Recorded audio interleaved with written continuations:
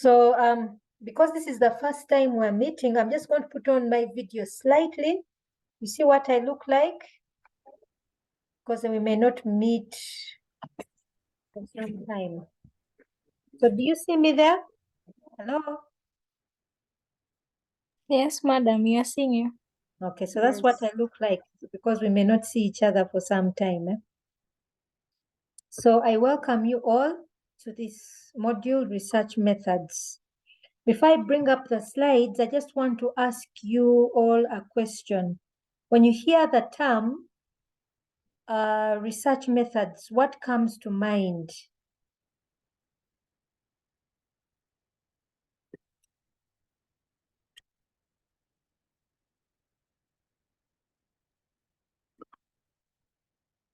What came to mind when you heard about the module research methods?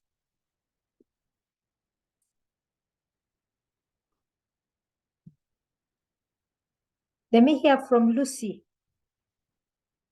Lucy, what comes to mind when you hear about research methods? Good afternoon, madam. Good afternoon to you.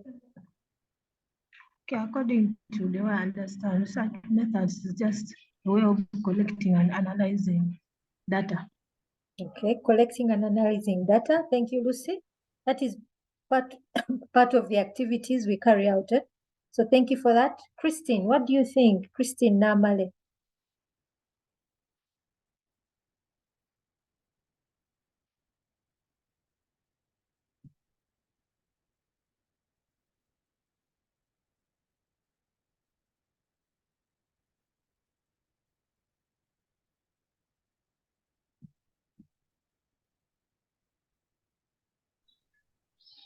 Madam, for me, I think these are strategies gathered in the collection of data. Strategies gathered in the collection of data. Okay, not bad. Thank you, Christine. Esther Nakato. Yes, good afternoon, madam. Good afternoon. This is who? This is Shamira. Shamira. Yes, for me, I think research that's just about tools one uses to correct the research. You said it's the what, sorry? These are tools one uses to correct research. Tools one uses when they're doing research. So thank you, Shamira. Yes. You're welcome. Esther? Esther, anything, Esther Nakato?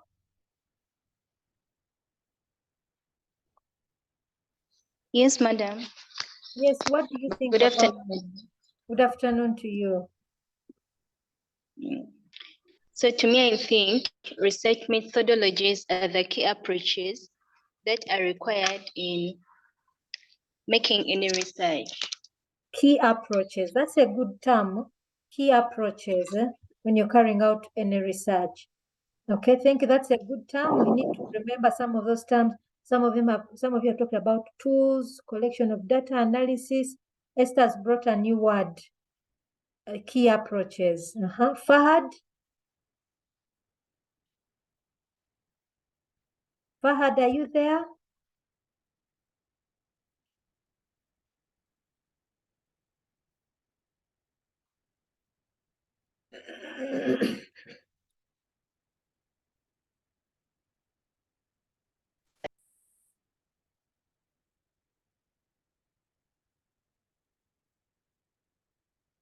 Okay, madam, my network got some problem, but for me, research methodologies is like the way how data is utilized over how data is collected.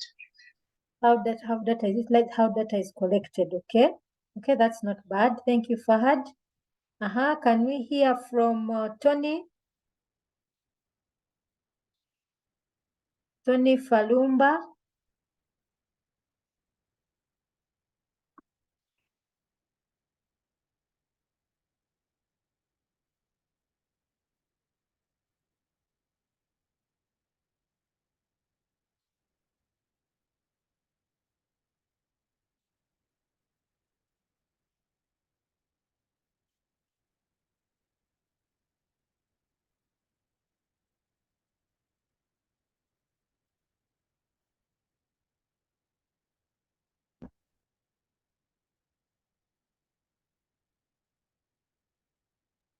Madam, for me, I think is the way how data is collected.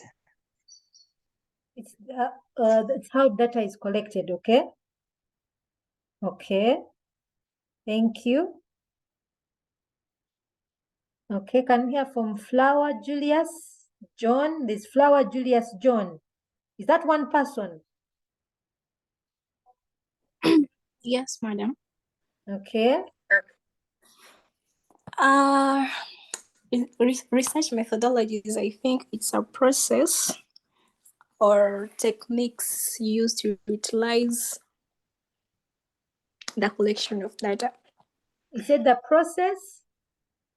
The process or techniques used to utilize the collection of data. Okay. Flower, I just want to ascertain, are you Flower Julius John? Yes, that's my name. That's yes, your full name, eh? Yeah. Okay, okay, thank you. Thank you, Flower, for that contribution. Thank you. Can we hear from Kevin Jagenda?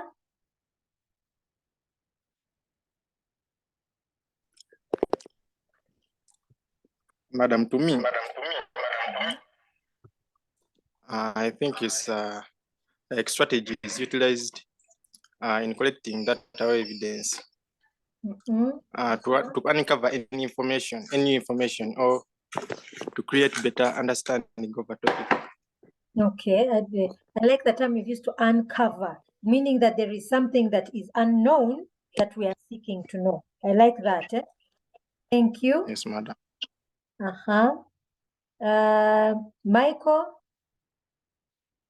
Michael Isanji.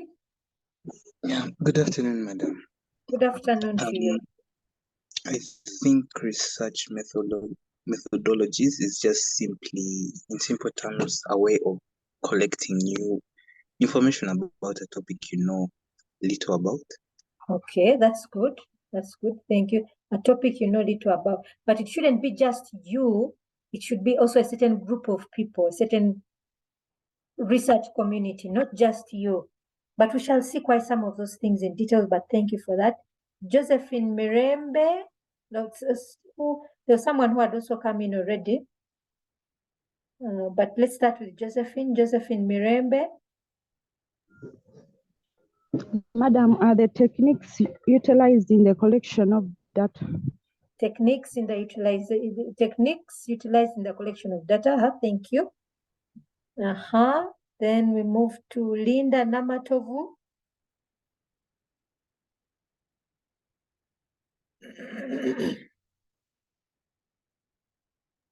I think these are the ways in which we collect and analyze data for a certain project. The ways in which we collect and analyze data for a certain project. Okay, thank you. Thank you, Linda. Let's go to Louis Lukoma. Madam, I think research methodology is about the steps taken before collecting, during collecting, and after collecting of data to find out something about a certain topic. Yeah. Okay. Thank you. Thank you. So we go to Luguama Regan Samuel.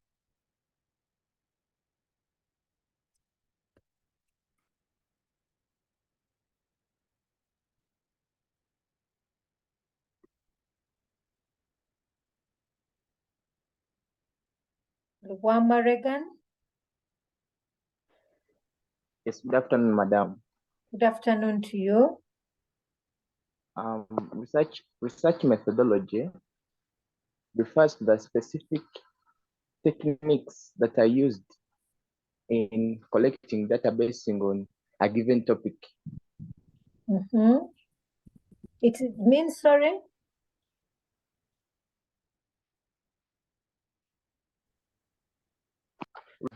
Used in collection of data based on a given topic.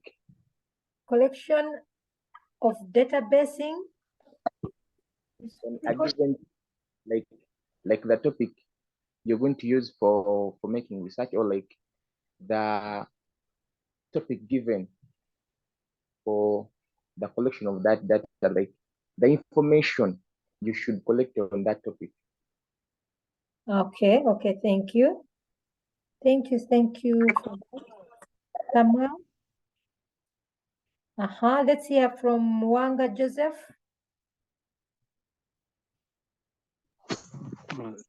What I would say is that research methodology is all about having a topic, analyzing that topic, getting all the information about that topic, making research. Yeah, that is all. Okay, thank you. Thank you, Wanga Joseph.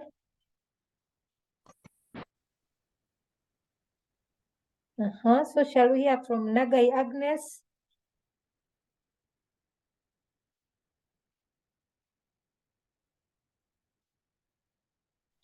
Good afternoon, everyone. Good afternoon.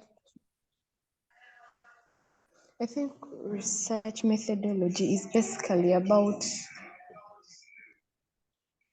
people gathering information about a topic or something, content in question, or something that they're interested in and they have very little knowledge about. Okay, thank you, Agnes. Can we hear from, we've heard from, let me see. Have we heard from Jane Francis?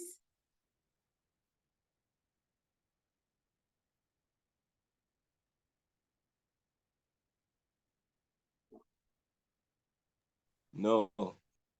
Can we hear from Jane Francis?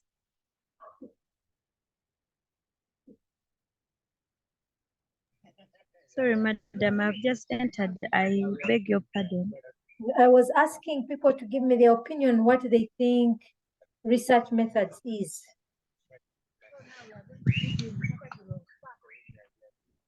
Research methods.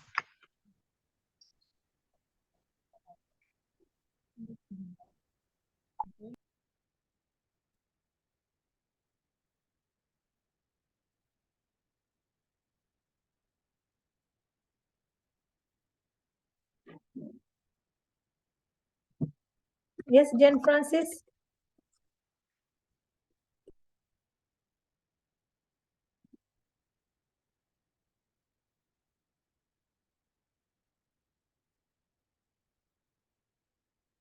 Jane Francis may have. Jane Francis? Okay, let's hear from Kajimu Rashad.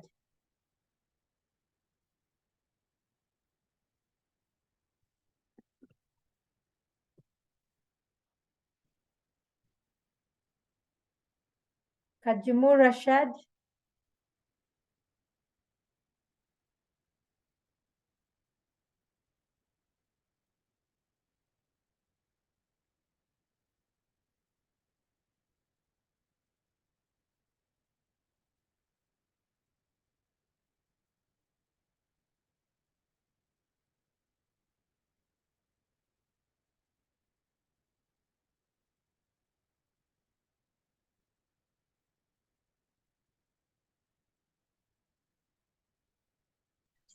Madam, I think research method is the collection of data in order to create better understanding of the topic or subject. Okay, thank you, Jane Francis. Kajimu, are you there?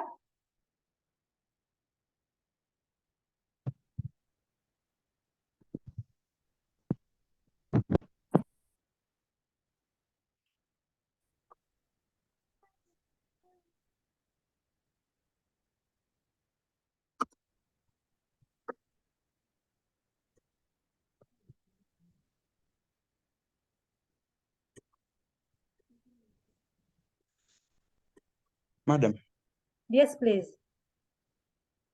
so research methods are ways of collecting and analyzing data. Okay. Okay, thank you, Kajimu, for that. Can we hear from, let me see who is, yes, please. Can we hear from Maria Mutebi? Nachimba Maria Mutebi.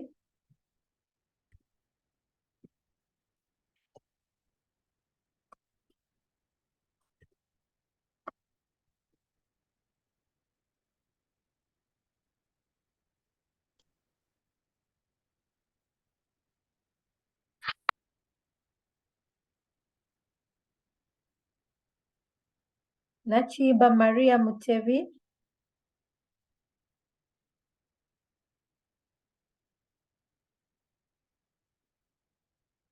Has she fallen off? Okay. What about Nambusi Judith?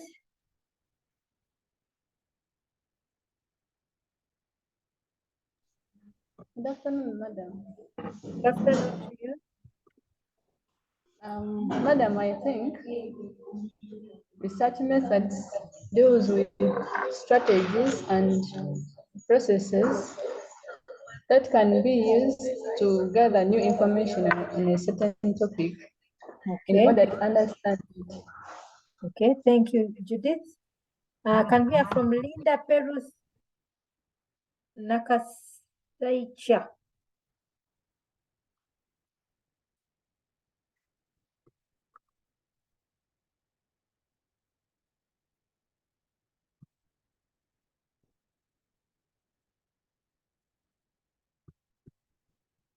Linda Perus, are you there?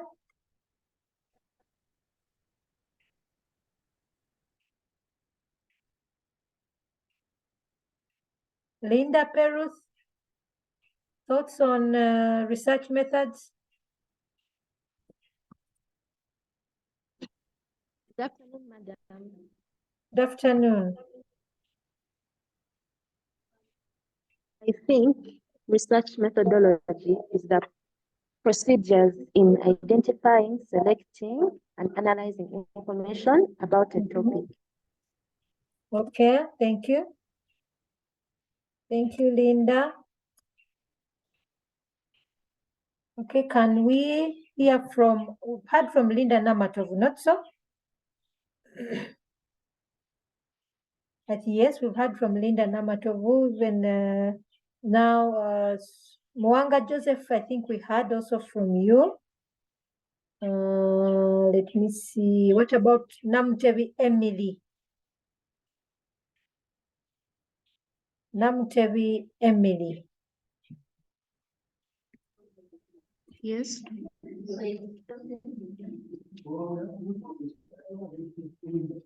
So can you tell us what you think about what research methods is, what's about? I think research methods are techniques they use to analyze information. Techniques that are used to analyze information. Okay, Yes. thank you. That's part of it. Thank you. What can we hear from Shamira Nanyuja?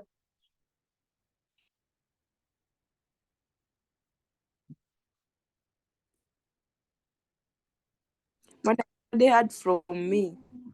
What they had from you? Okay. Yes.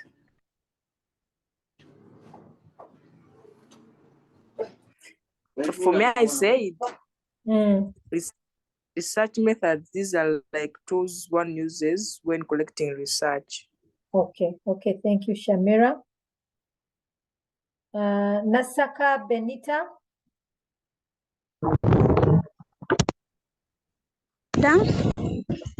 I think research methods, these are the ways for gathering data based on a specific topic. Thank you.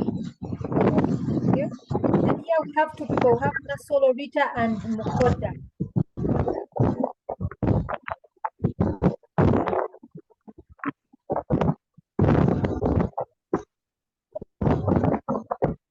Rita and Mukoda.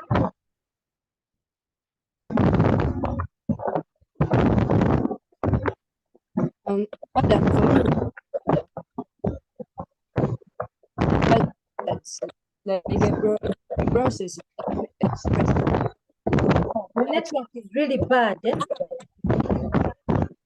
Nasolo, your network is really bad.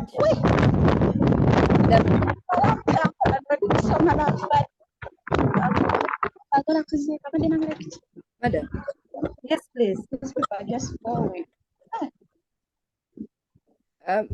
May I think research methods it's like a procedure of collecting. There's a lot of background noise. Not from me, not from me, madam. Rita, let's go to somebody else. I think we have a lot of background noise. Eh? It is Nasaka Benita, I think. Nasaka Benita did not. Benita, can you mute your microphone?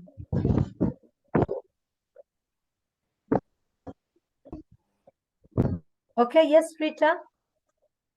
I think that research methods, research methods, it's like a procedure, specific procedure or technique one can use to research about something or a topic or anything through collecting data and using some other techniques. Okay, thank you, Rita. Mukoda, do you have any thoughts, extra thoughts?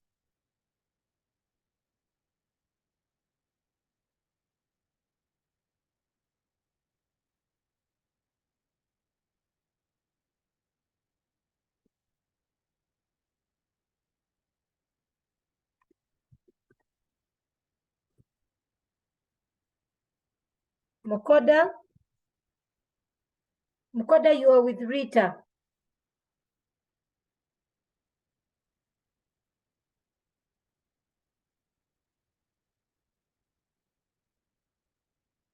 Okay.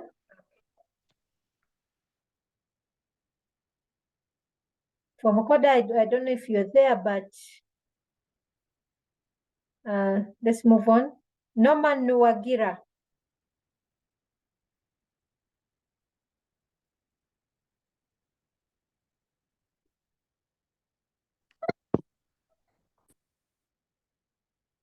Yes, madam. Yes, your thoughts.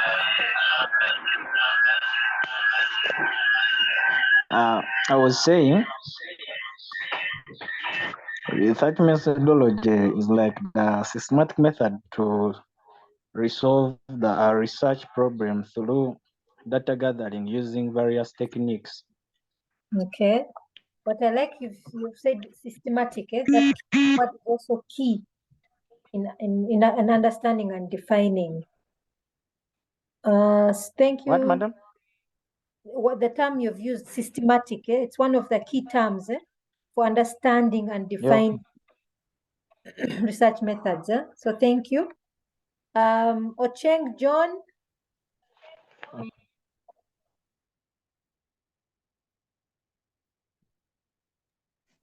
Yes, I think research methods refer to the tools used to collect and analyze data. Okay, thank you for that, Ocheng. Sarah Nakaiwa. Good afternoon, madam. I think research methods are different techniques employed by a team or an individual gathering data about a certain subject. Okay, thank you, Sarah. Let us go to Sembatia Shafik.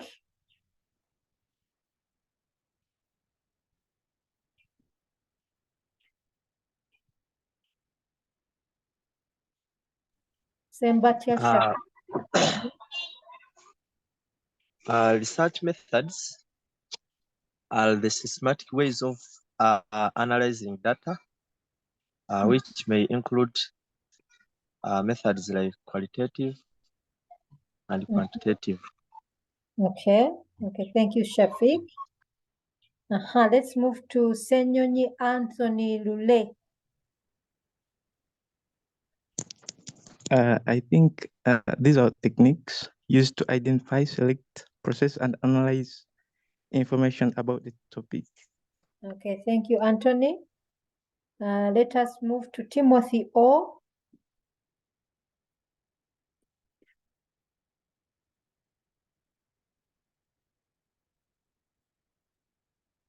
Yes, madam. Yes, please.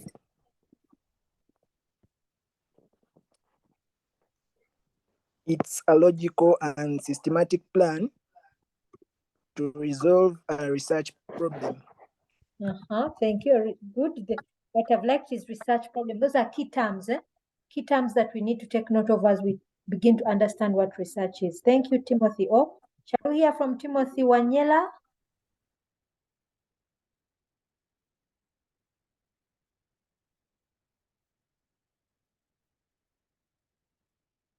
Timothy Wanyela?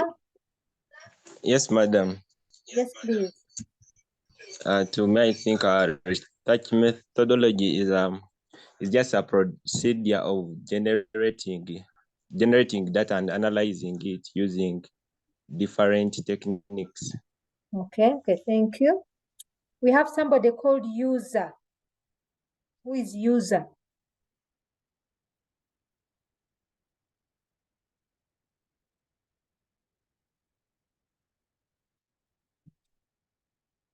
Who is user?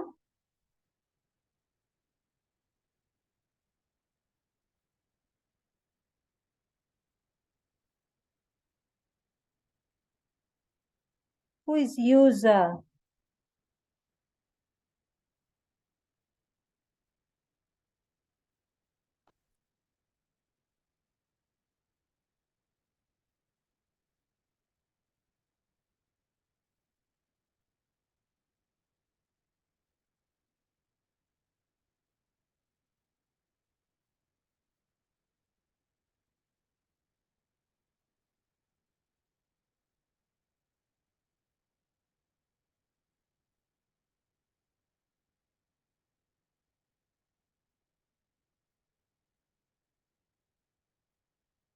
Who is user? User is saying sorting out they're sorting out the speakers, okay. Then we have Wabuteya Kizito. That's the last one, eh? Okay, madam, to me, I think research methodology simply means the processes that are undergone to carry out research in order to come out with a specific conclusion. Okay. Okay, thank you, Kizito. Okay, thank you, Kizito. Okay, let us move to the slides. Eh? Is there anyone who've missed out?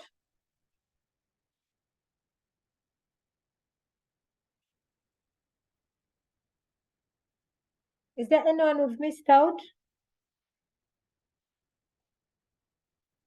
Okay, so of course my objective for us, me going one by one, is to ensure that somebody understands that everyone participates and we understand what we're talking about. Okay, so let us hope that there'll be full participation here. Let me just share my screen. So I hope you can all see my screen.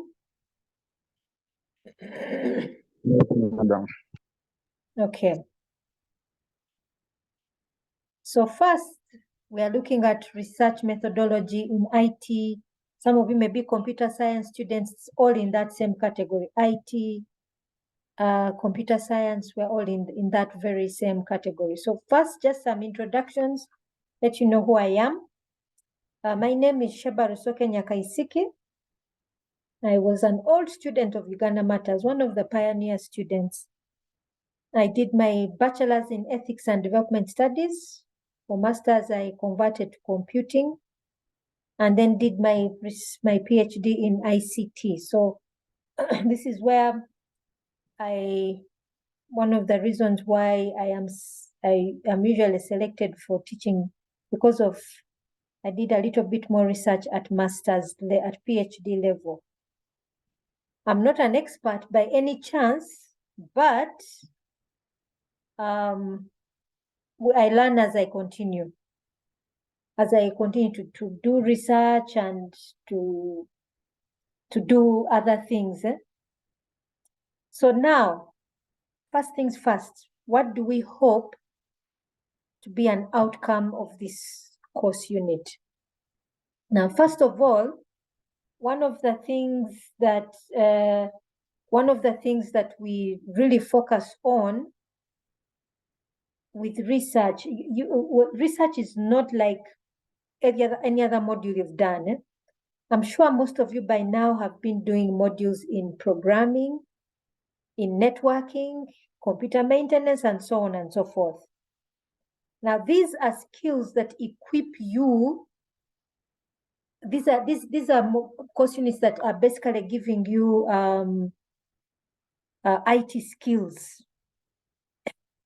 They're giving you IT skills. So they are the same skills that one can get without a degree.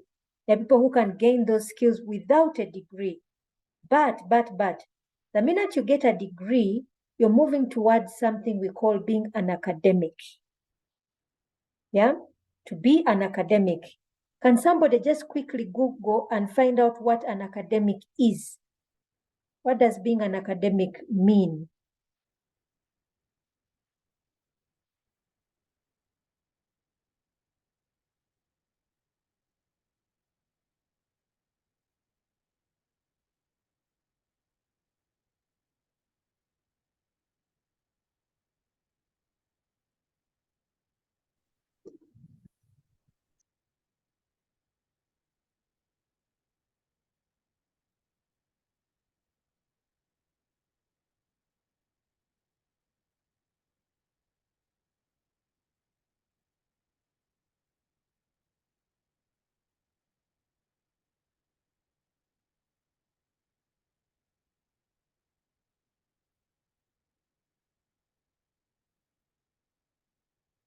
What does it mean to be an academic?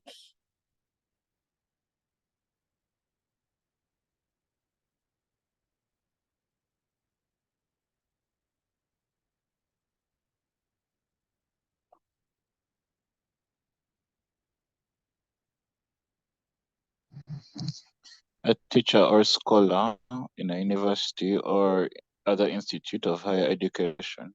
It can be called a teacher or a scholar, but in other definitions, they say it relates to education and scholarship. Keywords, education and scholarship.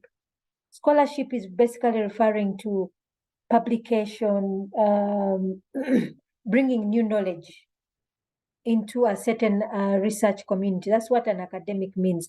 So you move beyond just being a programmer or a system administrator, but you're somebody who is going out to seek new knowledge in your field and bring it forward to a certain community. Okay? So that's what it means. So research methods is unlike any other course unit that you're going to do. It requires you to, it turns you, it directs you to the fact that you as a human being, you are a thinker. Yeah, not just a doer, but a thinker. So things like programming, networking, those are doing things, but they're not necessarily being, it's not necessarily being a thinker. Yeah, a scholar. So that's what we want to focus on. Now, when we look at these outcomes that we expect a student to have, look at this one, someone should be able to identify a significant research problem. Now, when we come to the topic of research problems, we really need to understand that there is a big difference between a problem and a research problem. So take an example. If I tell you right now I have a cough, that's a health problem, but it's not a research problem. If I tell you I have financial issues, That is a personal problem or a financial problem, but it's not a research problem.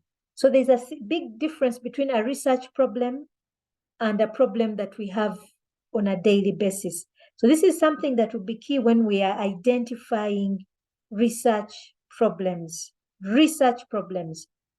Second is to identify the aims or the objectives that we will need to fulfill in order to resolve this research problem.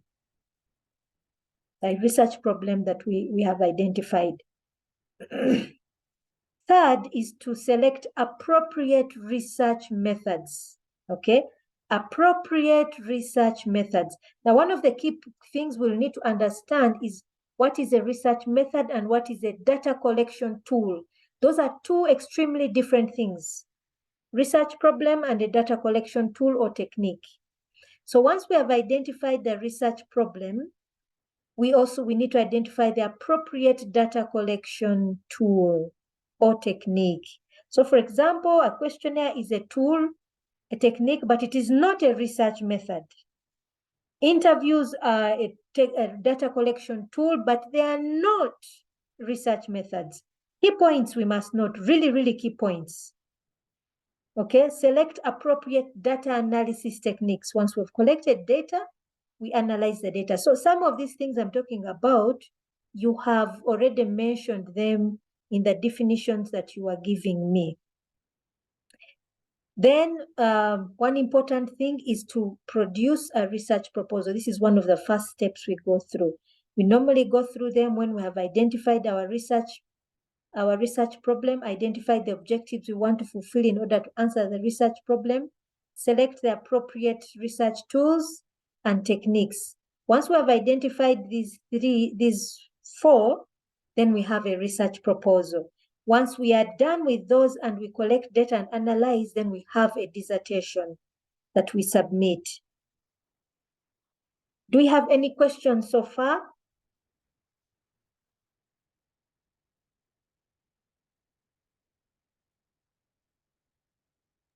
Maybe the difference between a dissertation and a research proposal. Okay. A research proposal, just as you hear the word propose, to propose, you've heard of, we've just finished Valentine's Day. In that time, that's when people make marriage proposals. You're asking someone, will you marry me? Yeah? So it's a proposal. Somebody has not said yes or no. You're putting forward an idea. So that's what a research proposal is. You're putting forward an idea. So the dissertation is now the idea in fruition. That is now the marriage. Yeah. So the proposal is when you are saying, I have identified this research problem, and to resolve this research problem, I'm going to do ABCD, the objectives. And then 4, you say, I will do this using this method and this technique. You're putting forward, you're writing something that is putting forward, saying, this is what I want to do. And the language usually in the proposal is saying the research will is talking future tense. Now, in the dissertation, the language changes because you have now done, you've collected your data, analyzed, and you have answers to your research problem. So you say the research did this. So now the research proposal normally has 3 chapters. The dissertation has 5 chapters, addition of 2 more. And here you've finished doing the research, you've collected the data, analyzed, and you have an answer to your research problem here. Have I answered your question? Yes. Okay, thank you. So definition of research. There are many definitions, but I've just pulled out one so that we don't get confused. It has a little bit of everything. What is research? What is research? So imagine, like for example, I asked what is an academic, and one can type into Google, and then Google gives you an answer. Someone may say, oh, I've done research. No, actually you haven't. You just found out something that everyone else knows. So research, first of all, goes beyond that. There's a certain community of researchers that doesn't know what is going on about something. Let us say there's a group of IT specialists, IT researchers. So they go through a process. So someone says, this is something that is lacking in the IT world or is unknown. So I'm going to start a process of trying to find out the answer. So that process is a systematic inquiry. Systematic, yeah? Systematic inquiry. How does this systematic inquiry normally begin? It begins by someone maybe, imagine, let us look at, we all went through the COVID pandemic, not so? We all went through the COVID pandemic, not so? Yes, madam. Yeah. So imagine the scientists in that time, most of them must have been saying, what do we know? What is written about the COVID virus? What knowledge do we have about the COVID virus? Now, actually, in actual sense, before COVID-19, there were other COVID viruses that had been discovered. Okay, there were other COVID viruses that had been discovered. So I'm sure those scientists started with reading about those COVID viruses. So they went on to scientific journal sites and downloaded those articles and began to read about them. What was known about the COVID virus, apart from the COVID-19 virus? And then they began to read then those who had discovered something began to publish, oh, it has this kind of genetic makeup. It seems to be made up of this. It seems to be attacking these particular areas. It's things like that. And others were now writing, it seems to weaken in this kind of situation, and so on and so forth. So all of that is a systematic inquiry. Then they went into the labs, they tested, and then those tests were also, those laboratory experiments they did, they published about them. So they started by reading, and then they went to the labs, and what they discovered, they wrote. And others would say, okay, now, what if we start attacking it with ABCD? Then they report on that if we use this medication, it has this effect. So it becomes, that's what we refer to as a systematic inquiry. Systematic inquiry that is scientific in nature. Must be scientific in nature. So it's not a guesswork. It is not someone giving off their opinion. It is something that takes you through a rigorous process of finding, of inquiry. So here we talk about systematic inquiry or investigation into a specific problem or issue. Specific problem. So this specific problem is where you come in to identify a research problem. And it must be very specific, very narrow. As we know, a problem can be so wide. If you just look at the COVID-19 pandemic, there are so many issues to do with that. There was the virus itself. There was finding the medication that could fight it. There was getting a vaccine. Then there were the political issues surrounding it, the social issues surrounding it, the economic issues surrounding it. All these things and all those were things that people could research about. It's a wide topic, but someone has to pick a specific area. So, for example, someone says, I'm going to focus on the virus alone. Another person will say, let me focus on the medication. Another person, vaccine. Another person will say how its effect on teaching and learning, the COVID pandemic, so on and so forth. So now that is what we mean by specific problem. And then you look at, when you focus on it, your objective is to attain new or improved knowledge about that specific problem. Now, let's understand that this knowledge is not just for you, but for a certain community. I gave you the example of when we were looking for definitions of an academic.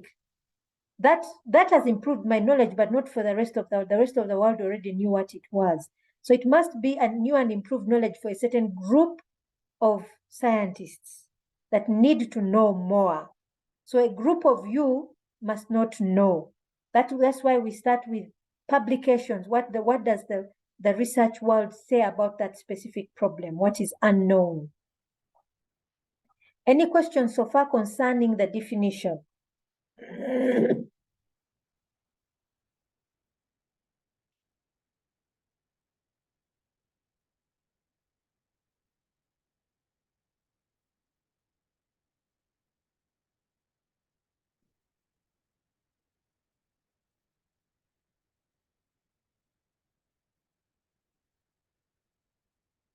Any questions so far regarding the definition?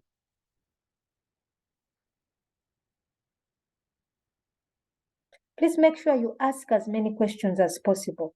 All these steps we're going through will lead to all the assignments and finally the exam that you're going to do, the written, the concept paper that you will write. It's extremely important that you ask where you don't understand.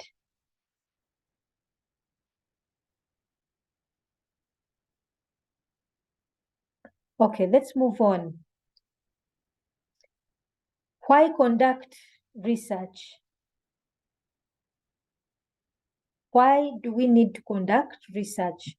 The first thing is for academic purposes. Now, let me just point out to you how significant this academic purpose is, the difference it makes. Right now, when you finish your bachelor's, you're going to do a dissertation. That makes you very different from somebody like Bill Gates.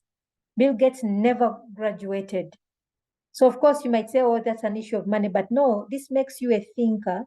An academic makes you a thinker. And a thinker, in my opinion, is somebody who humbles himself or herself and says, I don't know, I need to know. So it's a very, very significant part of your academic journey. 2, you acquire new knowledge, to acquire new knowledge. Now, again, it's not just new knowledge for you, but also benefits others. It's not just knowledge for you, but benefits others. Finding answers to questions, those would be your research questions. Now, normally, the problem we identify is a practical world problem. And IT, this is where we fall, practical world problem. So you're trying to solve practical world problems. Yeah? That is what we are trying to solve. Enhance your critical skills in communication. This is extremely important because you're reading about what other people are saying, you understand it, you focus it in your own context and then communicate it back to others. It also creates independent thinking and creativity. So research itself allows you to grow as a human being. True growth as a human being, because that is what we were created to do. We're created to grow. We normally answer the what if questions. If I did this, what would happen? What would happen if fees increases? What would happen if I produced a more efficient communication future for Moodle between learners and educators on the fly, that they can communicate at any given time? Questions like that. What if? What effect would it do, or would it have on teaching and learning? We also do it to improve people's well-being.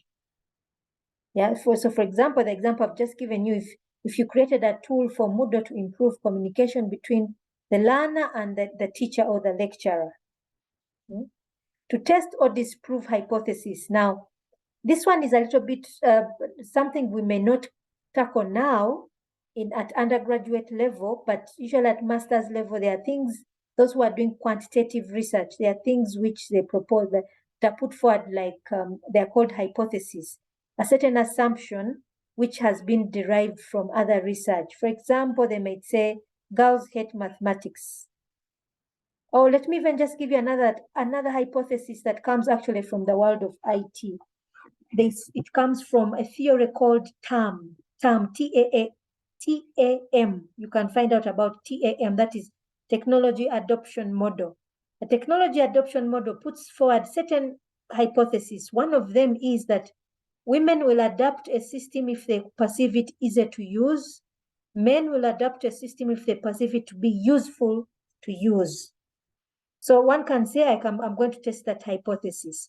Of course, at undergraduate level, we are not going to do this kind of research. We normally focus on research that implements. You create a system, implement it in a certain context, and then report about it. Normally, that's what we do. But hypothesis is one of them. Any questions on why we conduct research?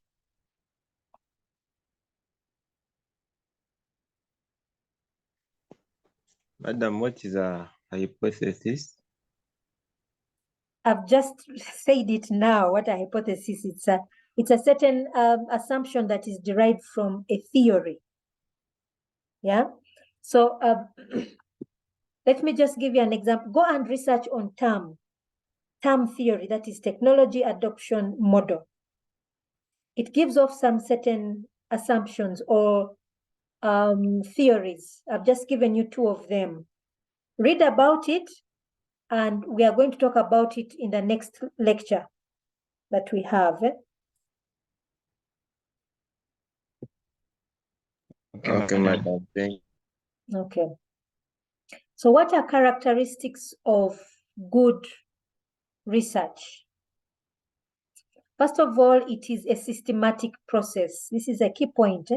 Systematic process. And it is important that if you know what a system is, if you're all IT computer science students, you know what a system is, not so? We know it's made up of components, and each component has a part it plays. You cannot miss out any component if you want your system to work. For example, if we're talking about a networking system and you don't have the Cat5, Cat4s, and so on and so forth, if you don't have cable, networking cable, your system will not work. Not so.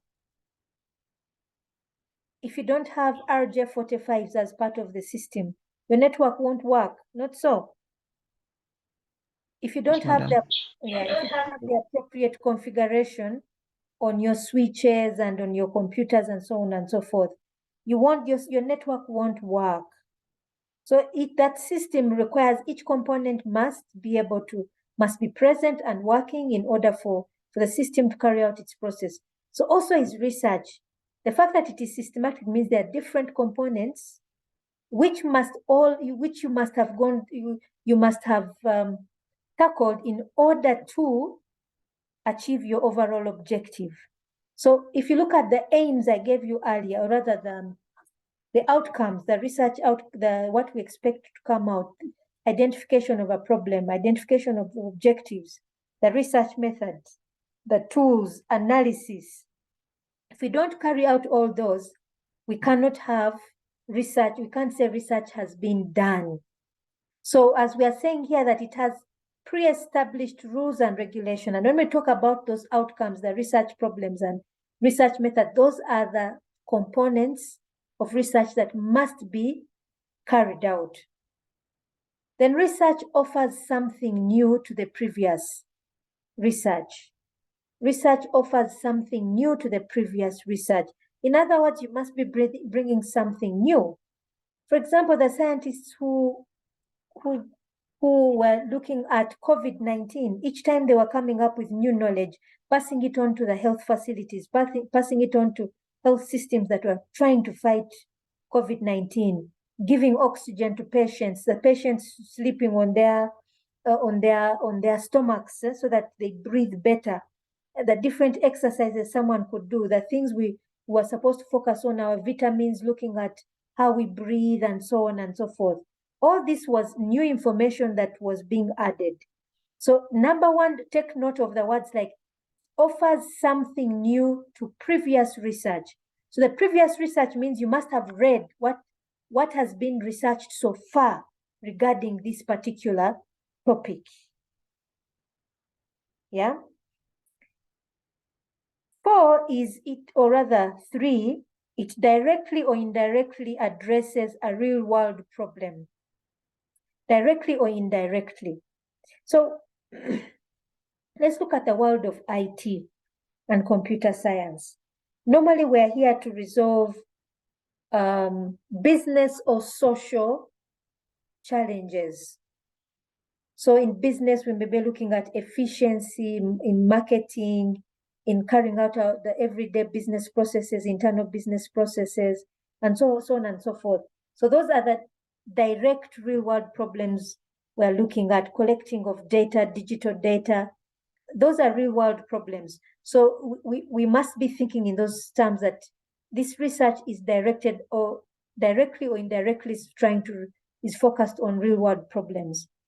Finally, good research must have an ethical or moral component. Why? Because we are dealing with people. So let me just give you an example. If you decided you're going to do research in a particular context, let's say in a school, in a business, certain business context, and you don't bother to divulge to your participants what you're trying to do, the information that the information that will come, that is coming, what are you going to do with it? If you fail to do that, that is unethical. If you fail to hide the identity of your participants, especially if you're researching about something that is sensitive, that is considered unethical.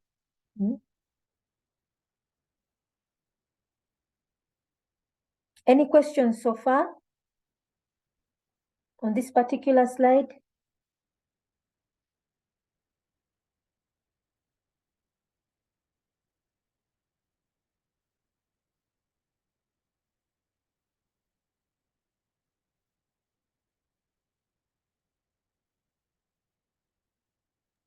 So, Madam, you mean like systematic is the key word that's supposed to be used in research methodology, or the other keywords that can be applied?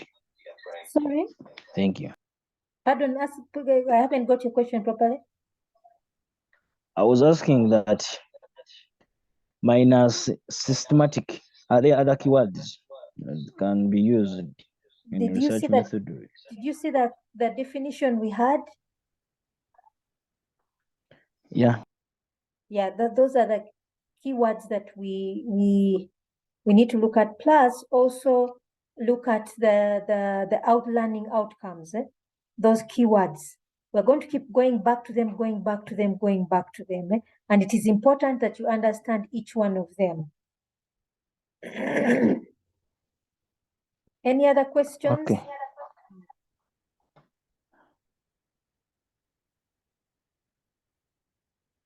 Okay. Good research also states. Yes. There's an echo somewhere. Timothy, can you mute? Thank you.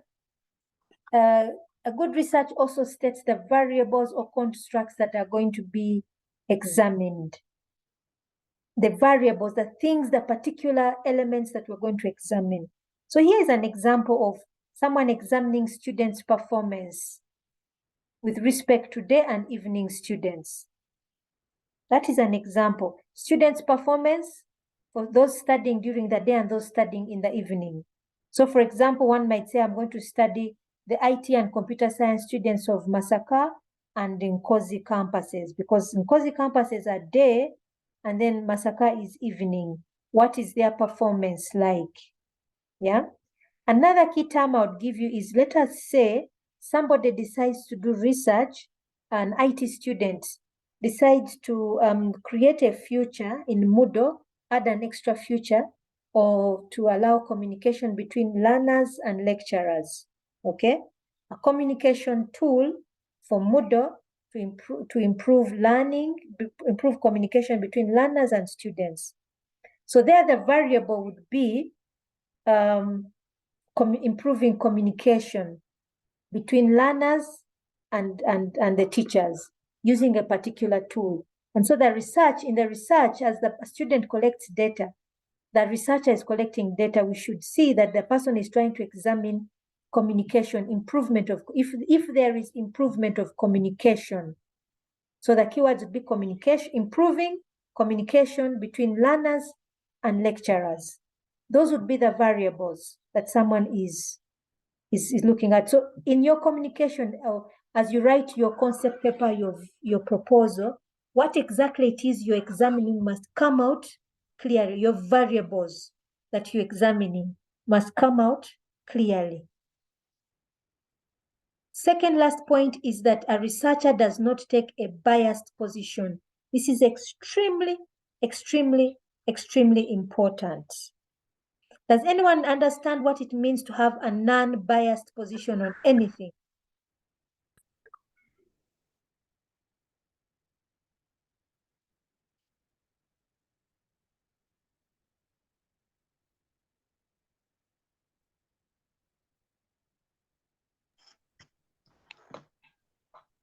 Sorry, madam. Does do you know what it means to have a non-biased position on anything, non-biased?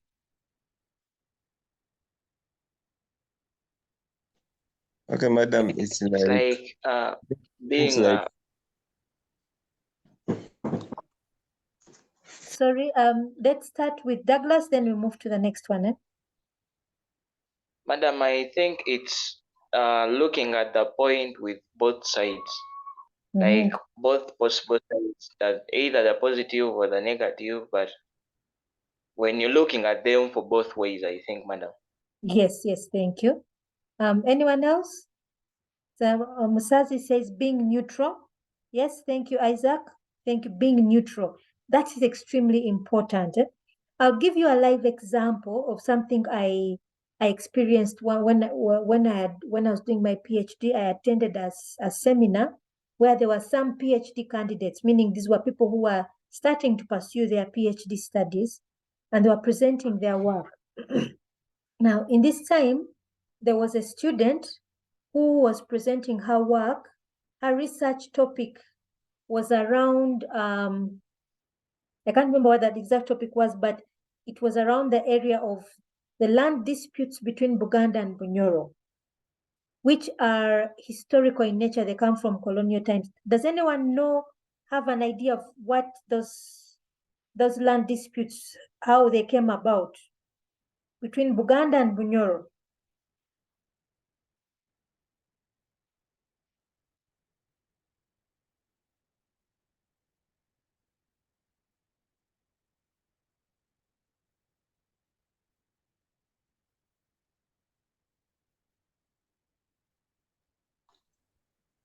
no, madam.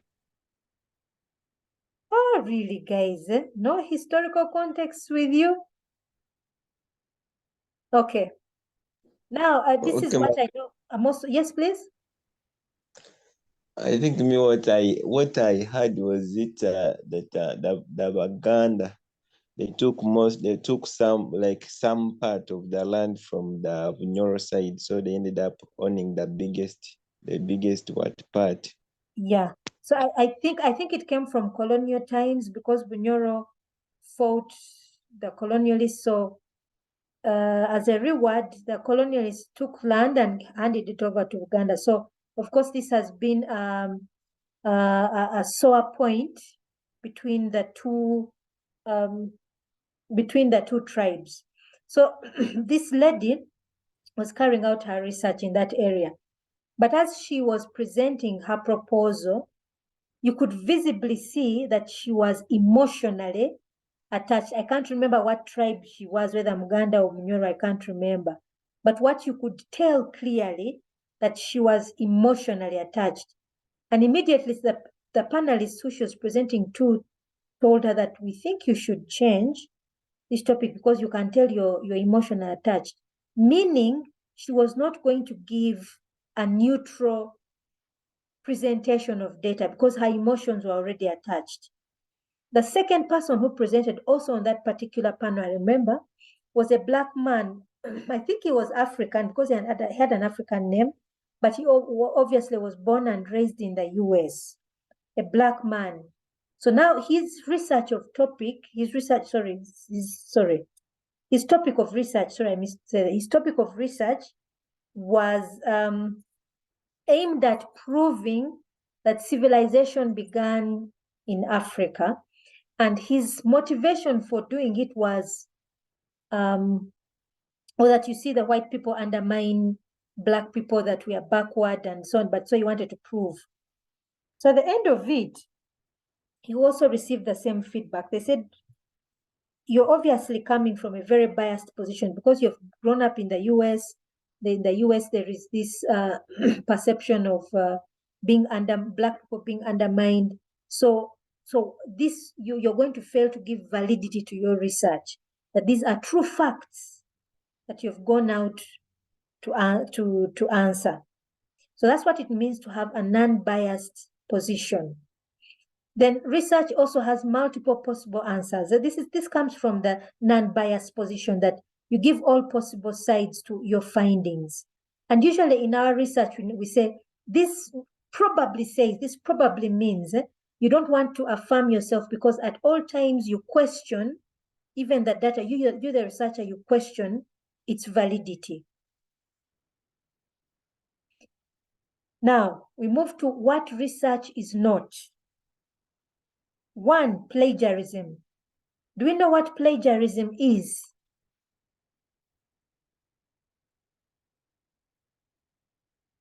Yes. What is it? It's like copying from the original.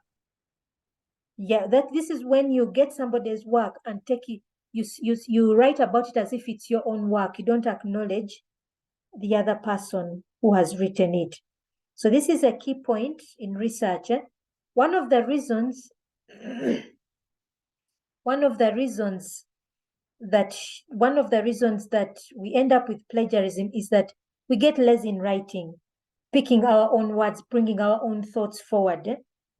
But it's important we put in that work. At the end, it really pays off.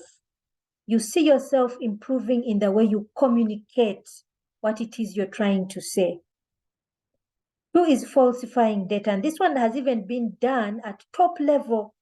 I read about a professor who in his PhD, he did his PhD work properly, but as he continued on publishing, he said falsifying data. This now at your level, one of the things you may do is you may have questionnaires or you have to do some interviews, but you say, I really don't want to do this.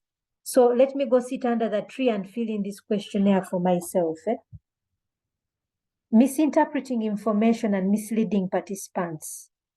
Yeah, when you deliberately misinterpret what they've given you, or you mislead participants, you say, I'm going to give you money if you do this, this, and this. That's misleading.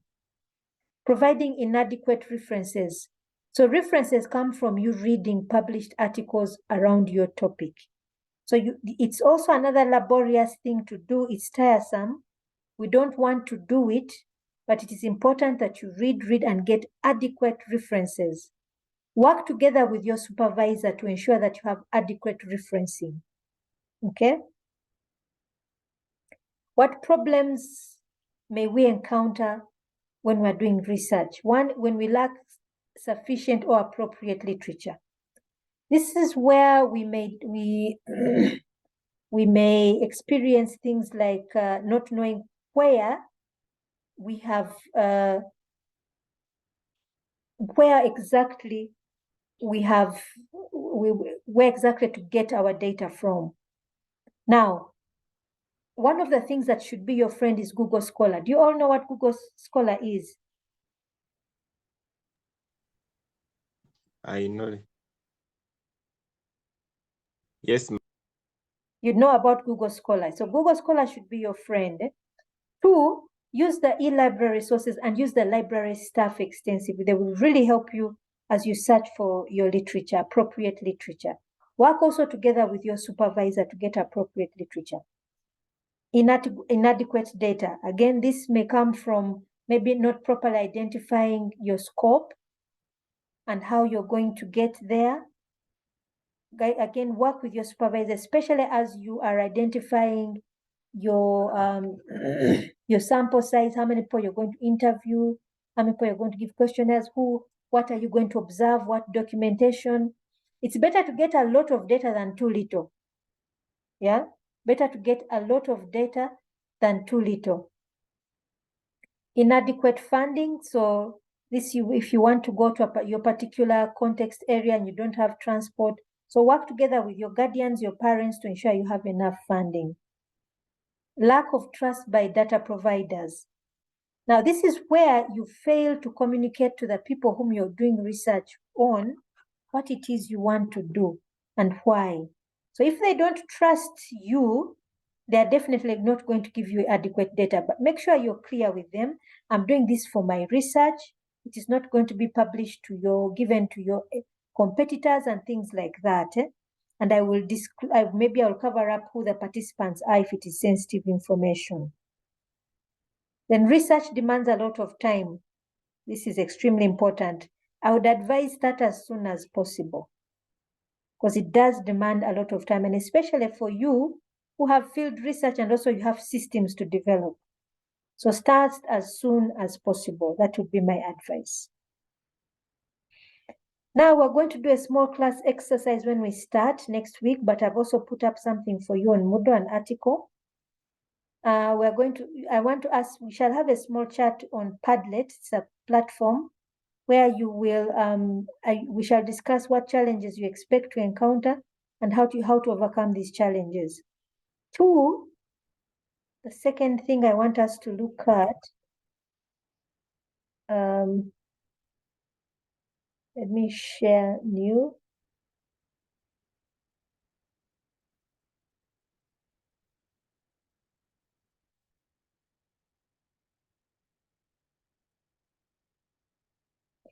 So if you have registered, enrolled on Moodle, you will find, first of all, I've put a study guide, which is the course outline. Then I have a folder here said it's called reading material. So when I have some e-books on research, these two, Block 2 research methods, the basics, then Rajit Kumar research methodology. These are e-books. Then we have an article called Multitasking with Technologies, Why Not Just Relax? Please download this article, and I have a discussion forum that has been activated. Then we have the slides for this week. So once you've read through this article, come and start making your contributions on this discussion forum. So all of these are going to be graded. So let us participate. What am I asking is, what are the authors of this article trying to communicate? This article has, of course, some big words, but we are trying to understand academic writing and communication. But let us try our level best. Do we have any questions so far?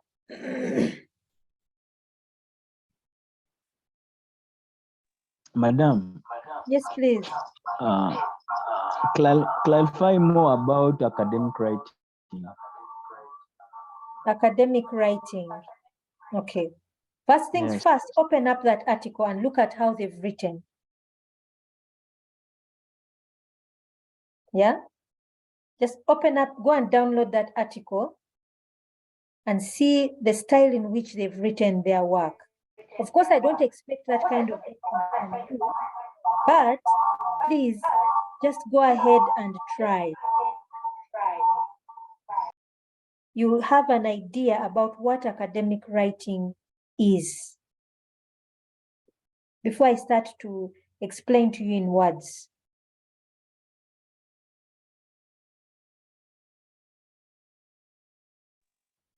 Okay. Yeah.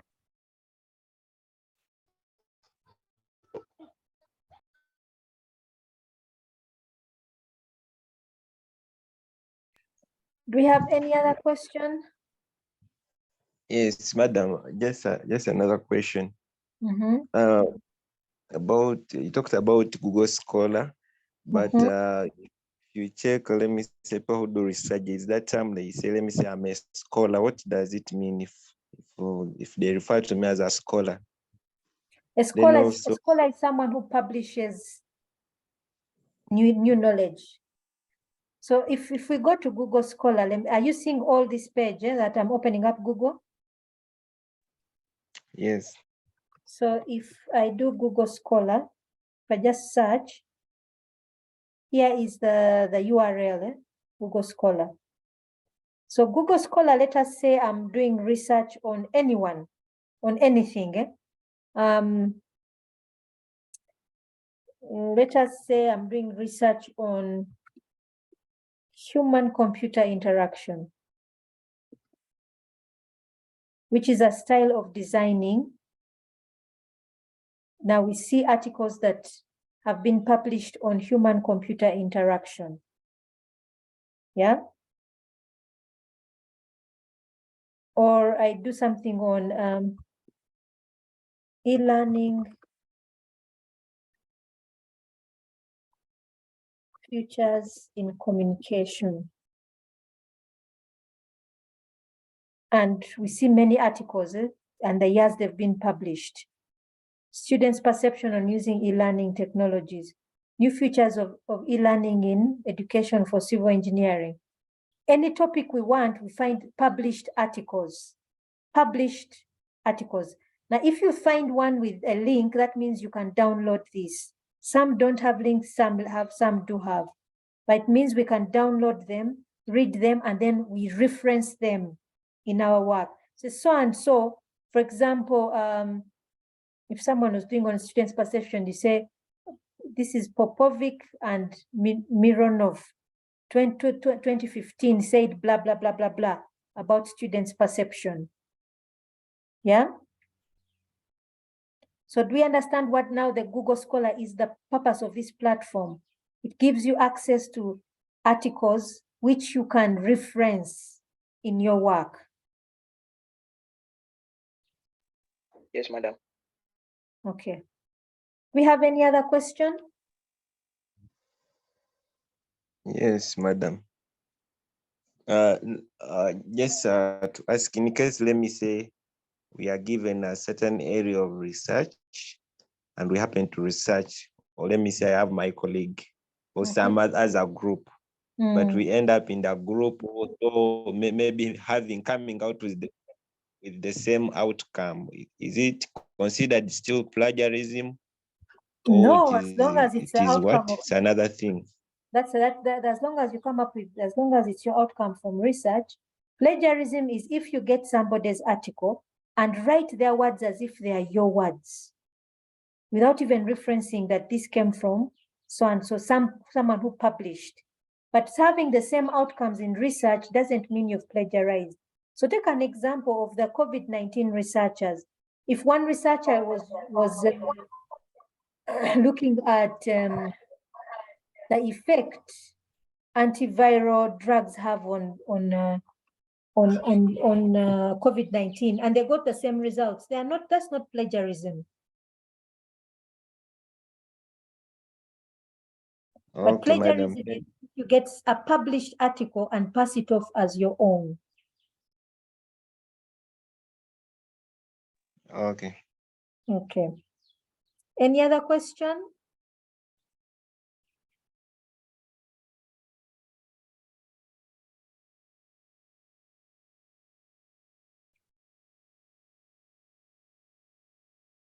Someone is saying, Fahad is saying they've failed to see the course unit. Let me see if I can forward to you that link. Let me forward it to Shami.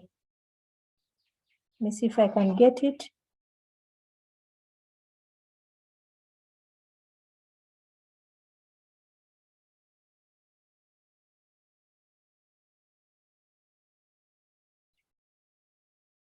So I've forwarded the link to Shami.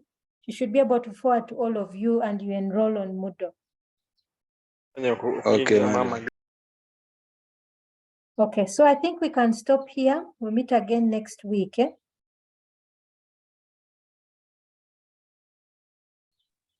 Okay, madam.